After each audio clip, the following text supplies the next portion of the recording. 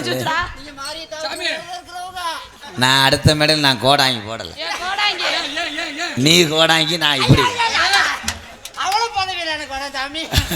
நம்மளால சுத்தமா இருக்க முடியாது.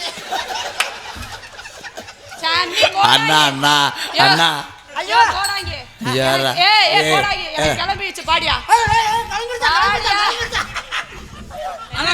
ஆனா நீங்க போட்ட போட மயக்க நட்டமா வந்துருச்சு. யாரு யாரு ஒன்ன புடிச்சா என்னைக்குதான் வந்து முடிச்சா யாரு யாரு ஒன்ன புடிச்சா என்னைக்கு